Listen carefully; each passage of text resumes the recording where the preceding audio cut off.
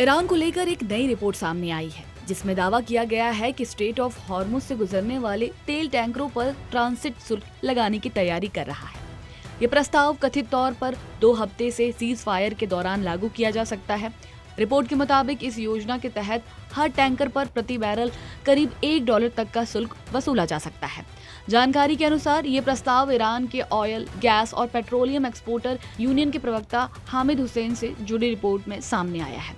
बताया जा रहा है कि इस व्यवस्था के तहत टैंकरों को पहले ईरानी अधिकारियों को ईमेल के जरिए अपने कार्गो और शिपमेंट की पूरी जानकारी देनी होगी। इसके बाद ईरान की संबंधित एजेंसियां जहाजों की जांच करेगी ताकि ये सुनिश्चित किया जा सके कि किसी भी प्रकार का हथियार या प्रतिबंधित सामग्री ट्रांजिट के दौरान न ले जाए जा सके। जांच प्रक्रिया पूरी होने के बाद जहाजों को बताया जाएगा कि उन्हें कितना ट्रांजिट टोल देना होगा।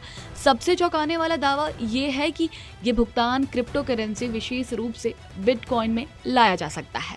रिपोर्ट के अनुसार भुगतान के लिए जहाजों को बेहद कम समय दिया जाएगा जिससे ये सुनिश्चित किया जा सके कि लेन देन तेजी से पूरा हो जाए और अंतर्राष्ट्रीय प्रतिबंधों के कारण किसी प्रकार का रुकावट न आए। विशेषज्ञों के अनुसार इस प्रस्ताव का मकसद समुद्री मार्ग पर नियंत्रण और निगरानी को और मजबूत करना हो सकता है। साथ ही ये भी कहा जा रहा है कि इससे ईरान को आर्थिक रूप से अतिरिक्त राजस्व प्राप्त हो सकता है।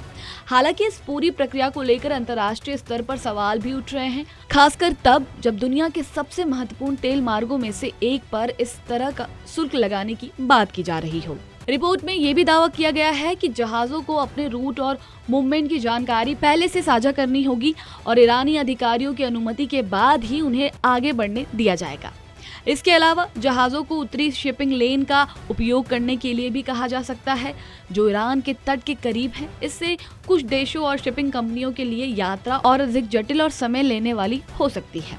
इस प्रस्ताव को ईरान की सुप्रीम नेशनल सिक्योरिटी काउंसिल की मंजूरी से जोड़कर देखा जा रहा है जो अंतिम नियम तय करेगी। रिपोर्ट के मुताबिक इस व्यवस्था का उद्देश्य न केवल ट्रांजिट पर नियंत्रण रखना है बल्कि क्षेत्रीय सुरक्षा को मजबूत करना भी बताया जा रहा है। हालांकि इस पूरे मामले में ओमान की प्रतिक्रिया भी सामने आई है। ओमान ने इस तरह के किसी भी ट्रांजिट शुल्क को सख्ती से खारिज किया है। ओमान के अधिकारी का कहना है कि स्ट्रेट ऑफ हॉर्मुज एक अंतर्राष्ट्रीय जलमार्ग है जहां से जहाजों को बिना किसी बाधा के गुजरने का अधिकार है।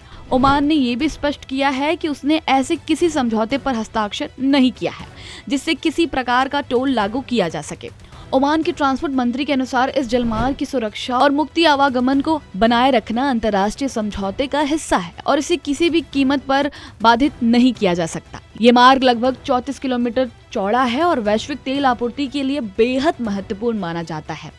इसी बीच क्षेत्रीय तनाव की स्थिति भी बनी हुई है। रिपोर्ट में दावा किया गया है कि सीज फायर के दौरान हालात फिर से बिगड़ गए हैं और कुछ सैन्य घटनाओं के चलते स्थिति अस्थिर हो गई है। ऐसे में इस प्रस्तावित ट्रांजिट टोल और क्रिप्टो भुगतान व्यवस्था पर भी सवाल उठने लगे हैं कि क्या इसे वास्तव में लागू किया जाएगा या ये केवल एक रणनीतिक प्रस्ताव है। विशेषज्ञों का मानना है कि यदि इस तरह का व्यवस्था लागू होता है तो ये वैश्विक तेल व्यापार और शिपिंग उद्योग पर बड़ा असर डाल सकती है, खासकर क्योंकि स्ट्रेट ऑफ हॉर्मुज दुनिया के सबसे संवेदनशील और रणनीतिक समुद्री मार्गों में से एक माना जाता है।